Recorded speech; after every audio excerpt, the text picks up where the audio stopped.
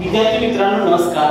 आपण इयत्ता 10वी मधील गणित भाग 1 चे चौथे प्रकरण अर्थ नियोजन हे पाहत होतो। आजचा अर्थ नियोजन या पाठावरील शेवटचा पिरियड आहे। तर या आजच्या पिरियड मध्ये आपण संकीर्ण प्रश्न संग्रहच्या बी मधले काही उदाहरण पाहणार आहोत। त्यामधलं 6वं उदाहरण असं आहे, श्रीमती नीना अग्रवाल यांनी रुपये 100 बाजार भावाने 10,200 रुपयाचे शेअर्स खरेदी केले। नीता अग्रवाल यांनी 10,200 रुपयाचे शेअर्स खरेदी केले आणि जे काही शेअर्स खरेदी केलेले आहेत त्यापैकी 60 शेअर्स 125 रुपये बाजार भावाने विकले व उरलेले शेअर्स त्याच्यामध्ये जे काही उरतील नंतर ते उरलेले शेअर्स 90 बाजार भावाने विकले आणि प्रत्येक वेळी 0.1% दराने दिलेली आहे। तर या व्यवहारात त्यांना फायदा झाला की तोटा झाला आणि काय झाला असेल, तोटा झाला असेल तर किती आणि फायदा झाला असेल तरीही किती हे काढायचं आहे।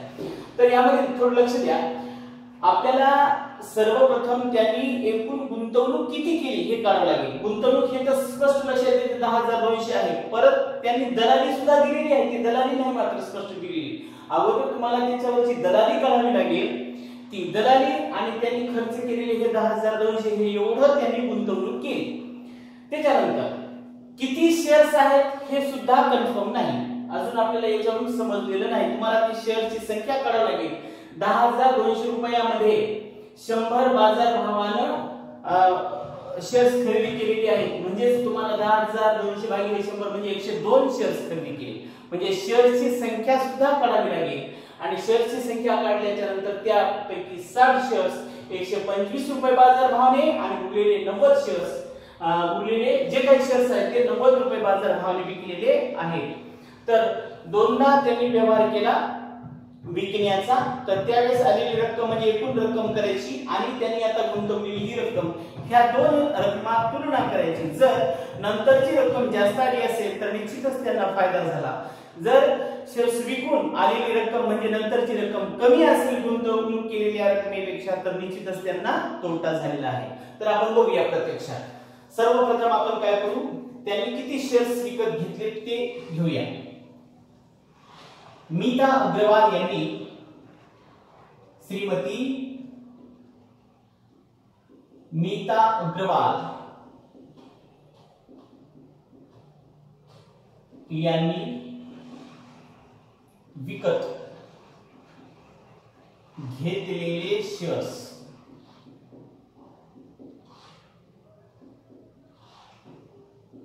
बरोबर आहे 10,200 आणि 100 रुपये त्याचा बाजार भाव, म्हणून त्यांनी एकूण किती हे दोन शून्य करून टाकूया,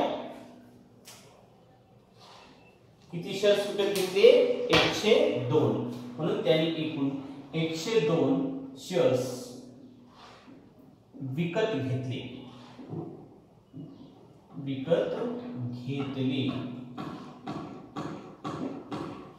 हे 102 शेअर्स त्यांनी विकत घेतलेले आहेत।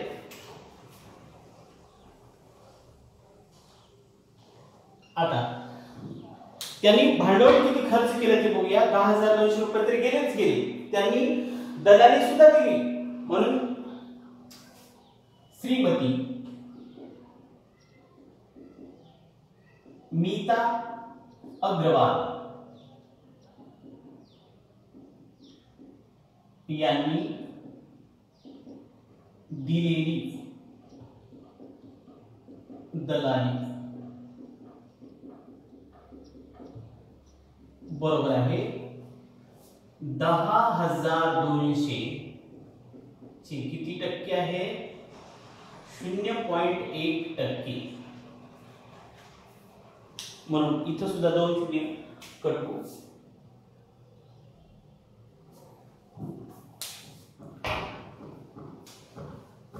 म्हणून त्यांनी दिलेली दलाली बरोबर आहे 102 ला 0.1 ला गुणाकार केल्यानं 102 102 आणि हे पॉइंट, तर एवढी दलाली झालेली आहे. आता त्याचे एकूण पैसे किती खर्च झाले हे काढावे लागतील. त्यांनी सर्वप्रथम 10,200 दिले आणि नंतर हे दलाली त्याची वरची, म्हणजे त्यांनी एकूण किती गुंतवणूक केली ते त्या दोन रकमेवरून कळतं. 10,200 अधिक ही दलाली, म्हणून त्यांची एकूण गुंतवणूक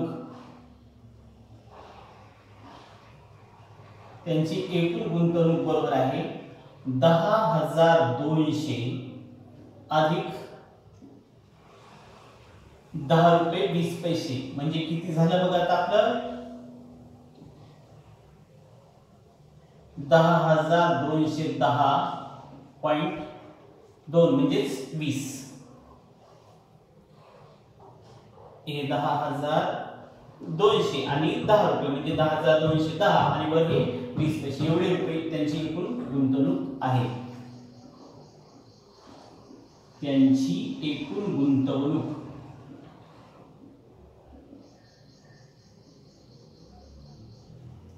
ही झाली त्यांची एकूण गुंतवणूक. आला एक विधान नंबर म्हणूया. एवढे त्यांचे पैसे खर्च झालेले आहेत हे आपल्याला स्पष्ट लक्षात येतं. 10,200 आणि दलाली 10 रुपये 20 पैसे, म्हणजे एकूण झाले 10,210.20. आता त्यांनी काय केलं, परत 125 रुपये बाजार भावाने 60 शेअर्स विकले. 60 शेअर्स विकताना 60 शेअर्स विकताना एका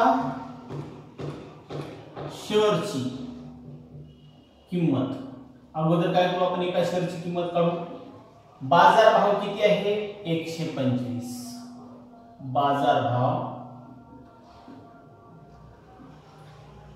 शेअर विकायचा आहे आपल्याला. शेअर्स विकायचा असेल तर जो बाजार भाव आहे त्या बाजार भावाने आपल्याला पैसे मिळतील, पण ते आलेल्या पैशातून दलाली वजा करावी लागेल ना, द्यावी लागेल. म्हणून त्यावेळेस एका शेअरची किंमत काय करावी लागेल, बाजार भाव वजा दलाली करावी लागेल. वजा दलाली, हे लक्षात ठेवायचे. बाजार भाव वजा दलाली, म्हणून एका शेअरची किंमत बरोबर आहे, घेताना दलाली मिळवावी लागली. बघा, घेतलं होतं आपण, मिळवली दलाली. आता विकायलो म्हणजे आपल्याला जी रक्कम येईल त्याच्यातली दलाली त्या दलालाला द्यावी लागेल. एक शेअरची किंमत बरोबर आहे, बाजार भाव किती होता 125 आणि दलाली किती आहे 125 चे किती टक्के 0.1%. म्हणून एक शेअरची किंमत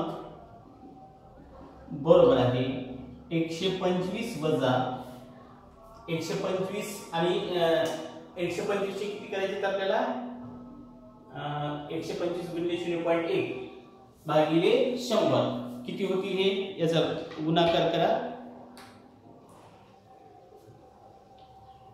125 × 125 एका स्थळांतर दशांश होतं, परत 100 आहे म्हणजे अजून दोन स्थळांतर दशांश पुढे जाईल, म्हणजे किती होईल थोडक्यात 0.125. लक्षात आले का बघा, 125 × 125 एका स्थळांतर दशांश भागिले 100, पुन्हा दोन स्थळ पुढे आला 0.125. आता ह्याची वजाबाकी, म्हणून एक शेअरची किंमत बरोबर आहे 125 मधून 0.125 वजा करा म्हणजे किती होती 124.875 रुपये. हे झालं एका शेअरची किंमत. तुम्हाला एका शेअरची किंमत माहिती झाली. किती शेअर्स विकले त्यांनी 60 शेअर्स, म्हणून 60 शेअर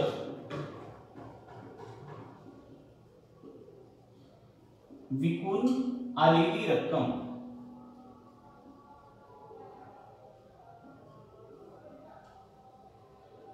बरोबर आहे एका शेअरची किंमत 124.875 आणि शेअरची संख्या आहे 60 म्हणून 60 शेअर्स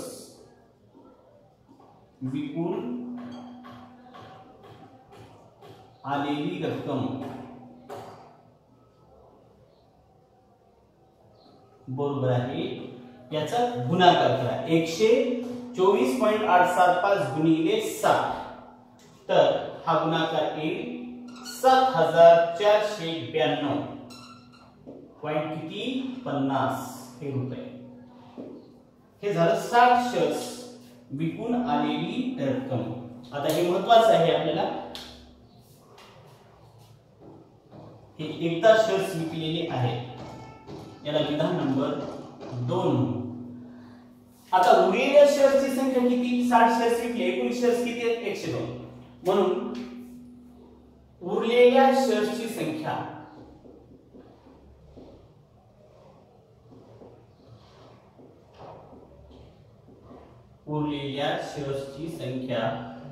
एकूण शेअर्स किती होते 102 पैकी किती विकले 60 म्हणजे किती उरलेत मग 42 म्हणजे हे झालं आपल्या उरलेल्या शेअर्सची संख्या। आता ह्या वेळेस हे 42 शेअर्स विकताना असं याच्यासारखंच करायचं म्हणून 42 शेअर्स विकताना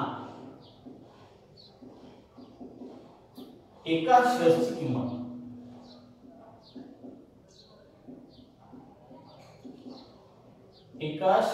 किंमत कशी काढतो आपण विकत असताना बाजारभाव वजा दलाली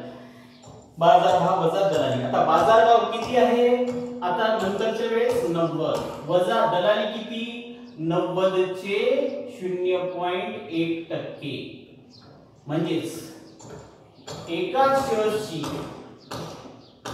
किंमत बरोबर आहे 90 वजा 90 ने 0.1 ला गुणलं 9 होता 9 भागिले 100 0.09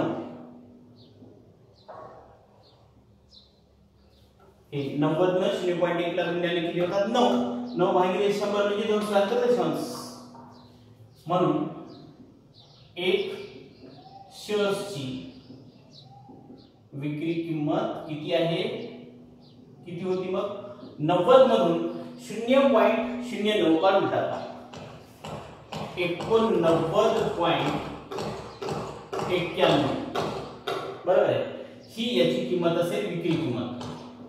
मग आता 42 शेअर्सची म्हणून 42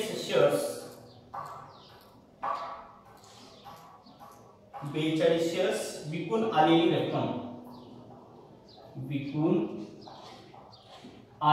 रक्कम बरोबर आहे 42 गुणिले 89.91 रुपये। 42 शेअर्स विकल्याच्या नंतर तुम्हाला काय रक्कम येते बघा म्हणून 42 शेअर्स विकून आलेली रक्कम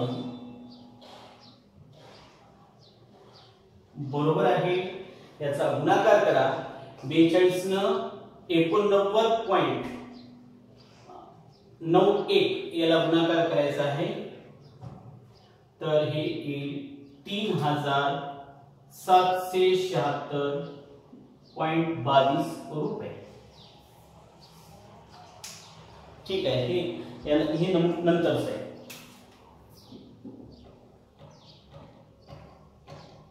याला आपण 3 म्हणूया। आता विधान 2 आणि 3 मध्ये लक्षात आलं असेल 60 शेअर्स विकून आलेली एवढी रक्कम आहे 7492 रुपये 50 पैसे आणि 42 शेअर्स विकून आलेली रक्कम 3376.22 रुपये एवढी रक्कम आहे। आता एकूण रक्कम ही बेरीज करावी लागेल याची एकूण रक्कम आलेली रक्कम म्हणून या व्यवहारात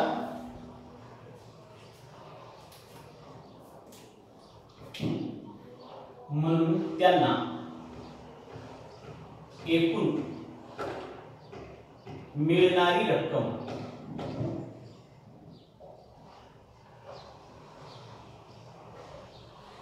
बरोबर आहे किती पहिली दोन मध्ये किती सांगता येतं 7492.50 आणि 3776.22 रुपये 2 व 3 वरून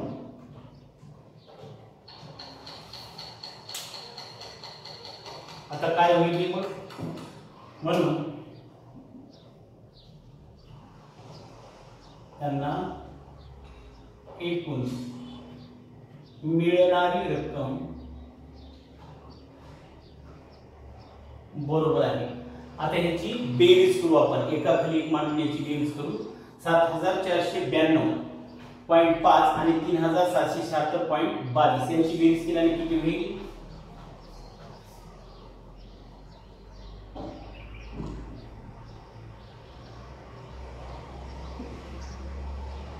7 5 म्हणजे 2 म्हणजे किती झाले 11,268 रुपये। आता आपल्याला काय करायचं कंपेअर करायचं हे झालं 4 1 आणि 4 मध्ये बघा त्यांची गुंतवणूक कशी होती त्यांची गुंतवणूक किती होती 10,210 आणि आले किती त्यांना 11,268 निश्चितच त्यांना आलेली रक्कम जास्त आहे पण आपण काय करू शकतो म्हणून विधान 1 व 2 वरून 1 व 4 वरून त्यांना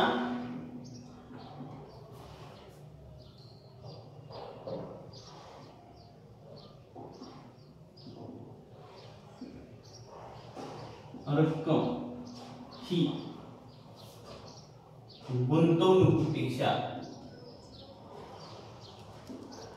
गुंतवणुकीपेक्षा जास्त आहे म्हणून त्यांना या व्यवहारात फायदा झाला आणि तो फायदा किती झाला म्हणून त्यांना होणारा फायदा बरोबर आहे 11,268.72 वजा किती आहे गुंतवणूक 10,210.20 म्हणजे एकूण किती होते बघा 1,058 रुपये 52 पैसे।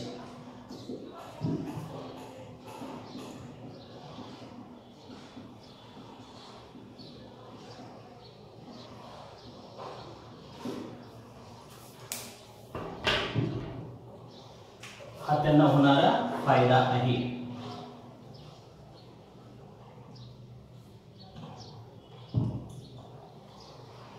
त्यांना या व्यवहारात फायदा झाला ठीक आहे अशा प्रकारचे यानंतरचे उदाहरण पहा श्री आदित्य संघवी यांनी ₹100 दर्शनी किमतीचे शेअर्स ₹50 बाजारभाव असताना 50,118 गुंतवून खरेदी केली। या व्यवहारात त्यांनी 0.2% दलाली दिली दलालीवर 18% दराने जीएसटी दिला तर त्यांना 50,118 रुपयात किती शेअर्स मिळतील हे काढायचे।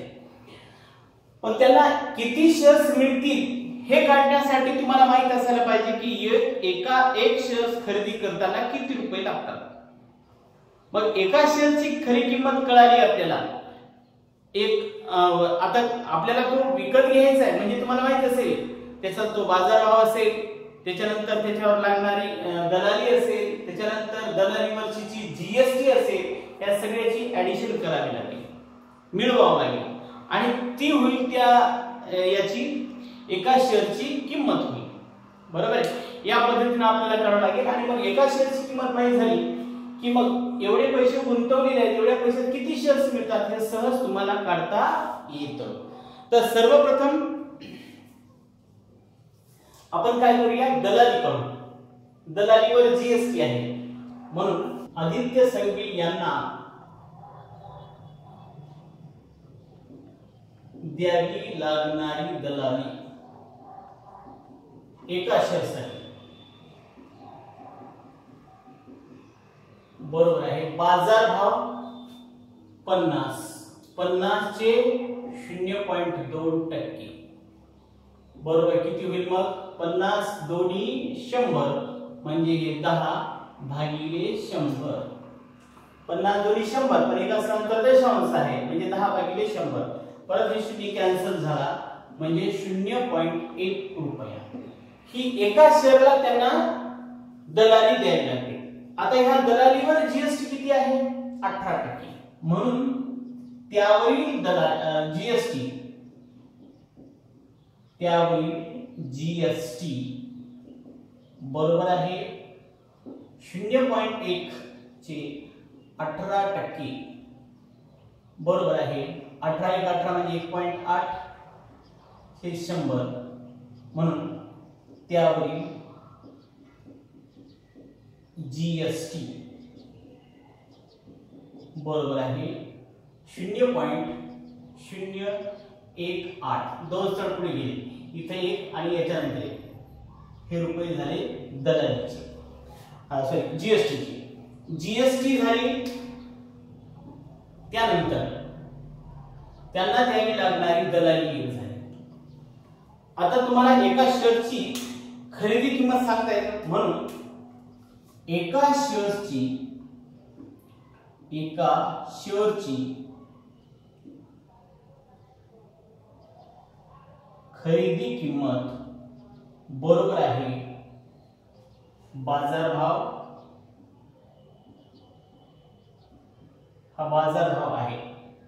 त्याच्यानंतर त्याला एका शेअरसाठी द्यावी लागणारी दलाली हे एका शेअरचा बाजारभाव जो बाजारभाव असेल तो बाजारभाव एका शेअरला द्यावी लागणारी दलाली आणि एका त्या दलालीवर लागलेला जीएसटी. त्याच्या शब्दात नंतर आणतो बाजारभाव अधिक दलाली अधिक जीएसटी.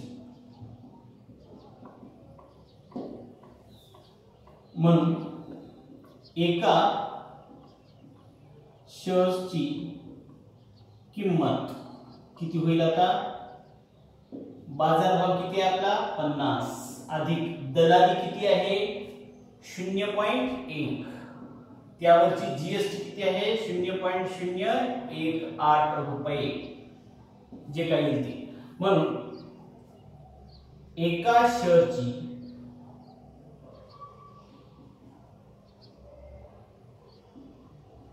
किंमत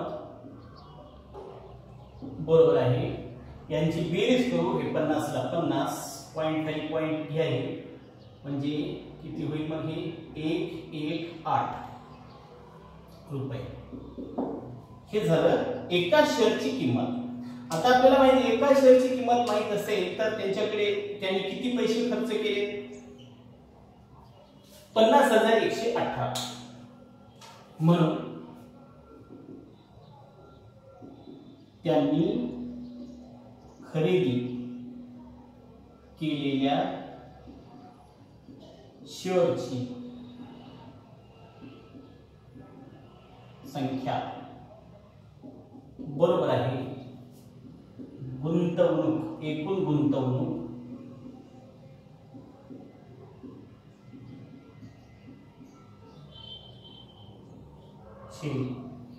एका शेअरची किंमत.